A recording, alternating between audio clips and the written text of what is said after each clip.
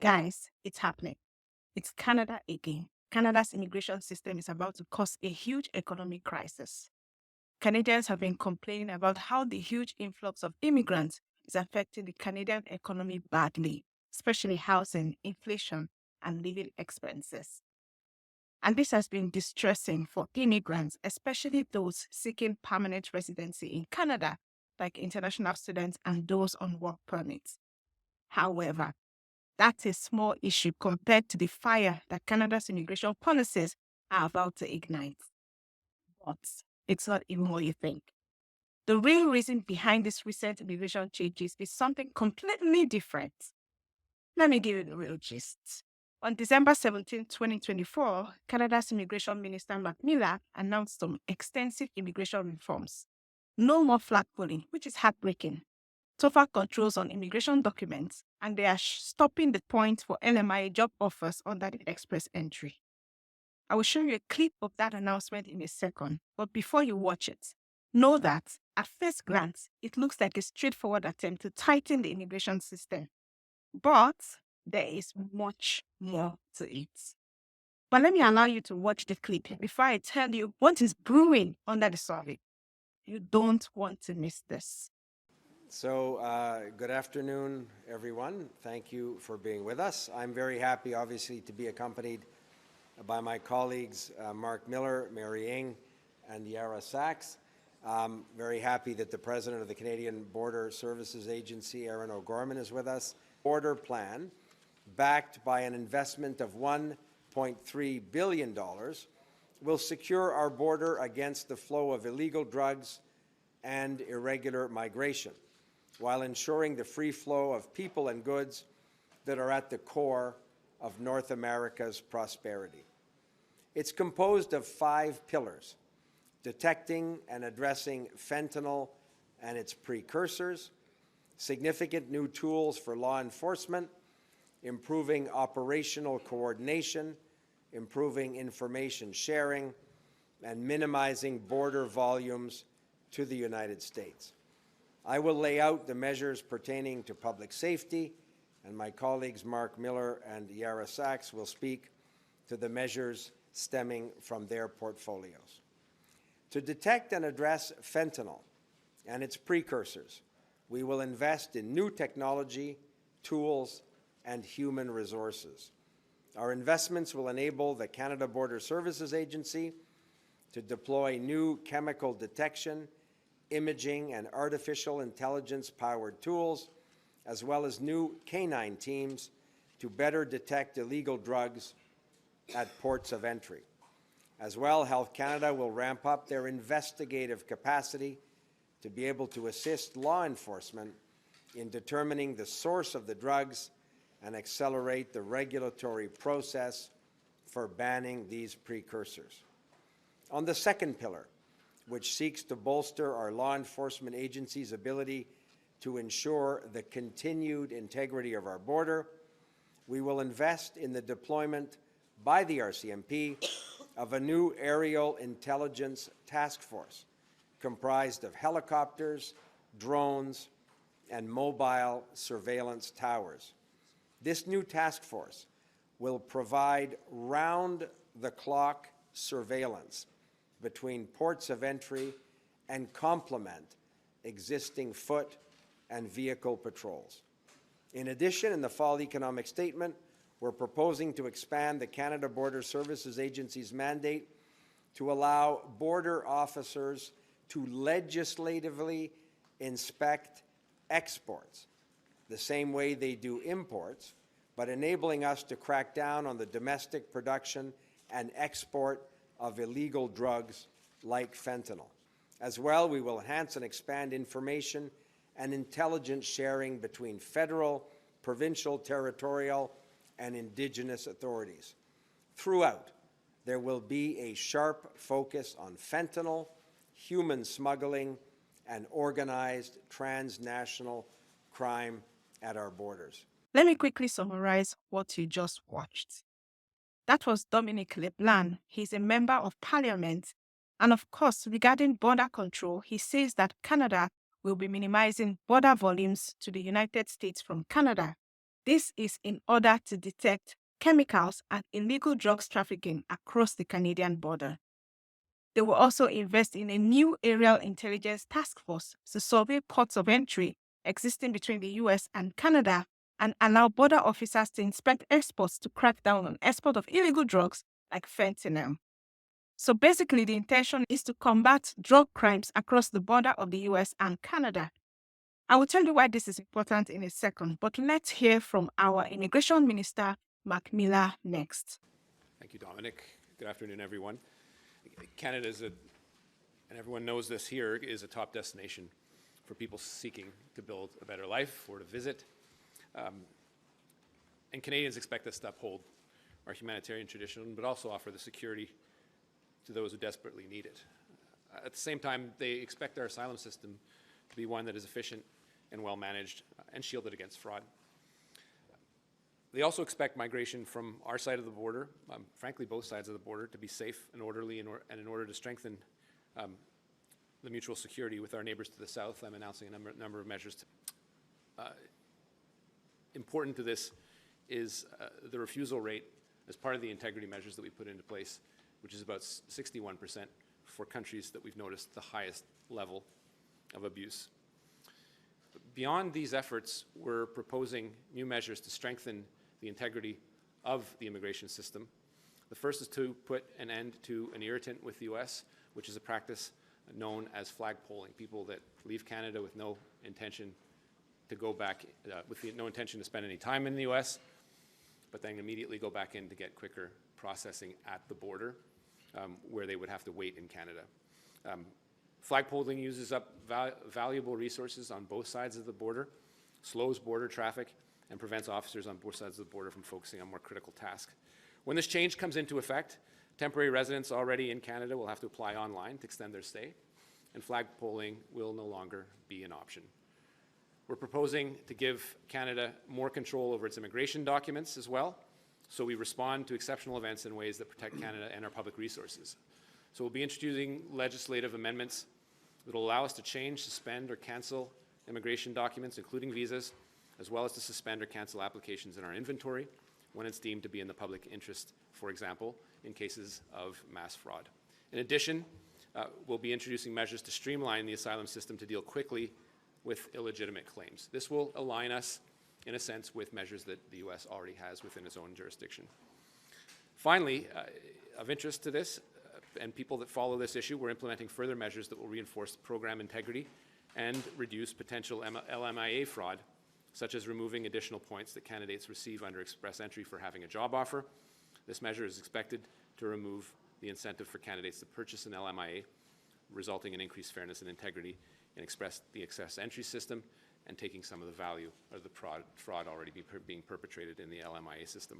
To anyone considering entering Canada illegally, as we head into the coldest months of the winter, we want to make it clear that trying to cross Canada between our official ports of entry is dangerous, and it will, in almost cases, render any subsequent asylum claim unsuccessful.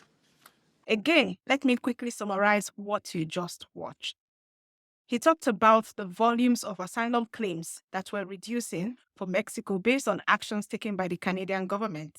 They are also increasing visa refusal rates for countries that are abusing the asylum system. Names of those countries were not given, but if you know, you know. These are the three major immigration changes that were just announced. 1, flag polling is ending. Flag polling is when temporary residents leave Canada to the US border and come back to the Canadian border to get faster immigration services. They don't have to wait for the lengthy online process. Even those who want to apply for work permit can use flag polling, but no more. It is cancelled. From now on, all applications have to be made online.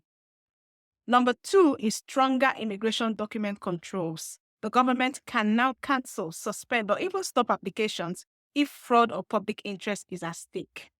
But couldn't they do that before? Well, this is especially in cases of mass fraud, and they will streamline the asylum system to deal with fraudulent asylum claims. And then, of course, number 3, no more bonus points for LMIA-based job offers in express entry. This one is huge. It means that eligible job offers won't give applicants extra leverage anymore in the express entry system. The intention is to reduce NMIA fraud, those that are buying and selling NMIA, to make the system more fair and harder to exploit. This one is self-explanatory. He also gave a warning that any attempt to enter Canada illegally will fail. Strong words. Strong words indeed. One more. Let us listen to the Minister of Mental Health and Addiction, Yara Sachs, who also spoke in this video. Thank you, Mark. Thank you, Dom. Thank you, Mary. Hello, everyone. It's really important that I'm joining you here today with colleagues to talk about next steps. As the Minister of Mental Health and Addictions, it's a top priority of mine that we make sure we deliver comprehensive and collaborative strategies to address the overdose crisis in Canada. It's impacted so many communities and families across this country. But we need to recognize that this crisis is driven by an illegal toxic drug supply made up of dangerous substances, particularly fentanyl. And tackling this crisis requires us to use every tool at our disposal. And with today's announcement with colleagues, we're adding another tool in our arsenal in this fight. Health Canada plays a critical role in supporting law and border enforcement to counter the threat of illegal drugs and to keep our communities safe. Community safety and public health need to go hand in hand. That's why today we're investing $77.7 million to expand our capacities and strengthen our regulatory capabilities so that law enforcement has the tools that they need to stop the production of illegal drugs and criminals in their tracks. That means establishing a new lab to support 2,000 investigations a year at regional labs with new and expanded capacity. We're also speeding up the regulatory processes to ban precursors and precursor chemicals so that law enforcement can take action to prevent their illegal importation and use in a responsive and adaptive way. We need to be as nimble or more nimble than transnational crime groups. So what that looks like, it means that we're launching a new precursor chemical risk management unit to support this work and identify new substances of concern and enable law enforcement to act faster. These are but a few of the important strong steps that we are taking in a comprehensive plan to address the threat of synthetic drugs. We can and must protect communities and also get people to the health care that they need. Thank you. So basically, she says that Canada is launching a chemical risk management unit. They are investing $77.7 million to stop those who are trafficking illegal drugs, and the main objective is to prevent illegal importation of these illegal drugs across the Canadian-US border. And now you might be wondering, what has all this got to do with me? Lots. All these changes are part of a much bigger game than just Canadian borders or immigration issues. But before I tell you, I wanted to tell you that we have a membership on this channel. You have early access to videos. You have member-only videos, member-only live streams, member-only emojis, and of course, you have closer access to me. If you're interested, just click the Join Now button to become a VIP member. Now, back to the issue of what all of these really mean. The truth is that all of these might be Canada's way of avoiding a political and economic storm brewing across the border, thanks to the US President-elect Donald Trump. After Donald Trump got elected, his administration has threatened that starting in 2025, a massive 25% tariff will be imposed on imports from North American countries unless they crack down on illegal migration and drug trafficking into the United States. And just to give a bit of context, this policy is part of Trump's broader strategy to address issues related to undocumented migration and the influx of illicit drugs, particularly fentanyl, into the US. In response to this, the Canadian officials, including Prime Minister Justin Trudeau, have expressed strong opposition, warning that such tariffs would lead to increased costs for American consumers, particularly in sectors like energy, where the US heavily relies on Canadian imports.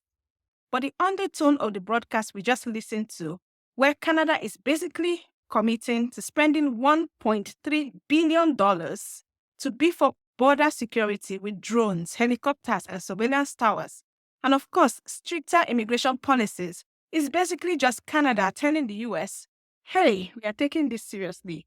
Please don't punish us. So, on the one hand, Canada is playing a smart diplomatic game. By tightening borders and cracking down on fraud, Canada is giving the US what they want, evidence that we're serious about border security and border integrity.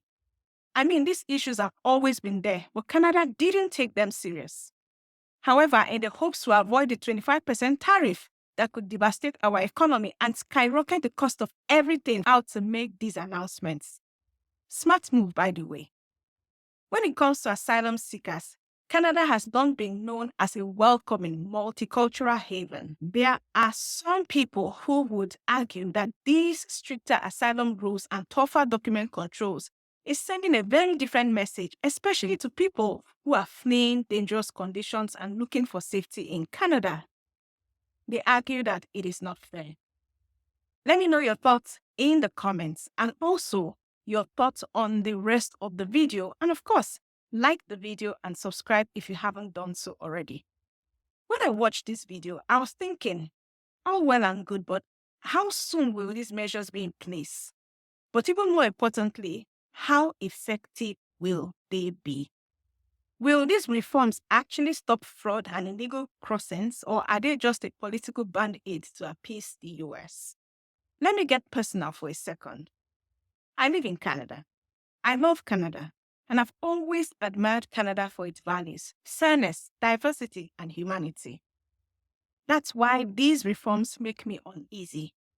On the surface, they seem necessary, but when you dig deeper, you realize that they are part of a bigger strategy, one that might be putting politics and economics ahead of people. At the same time, I guess Canada is in a tight spot. The US is our biggest trading partner, our big brother, if you may. And if those tariffs come into play, it's not just the government that suffers. It's all of us. Food prices will go up. Jobs will get cut.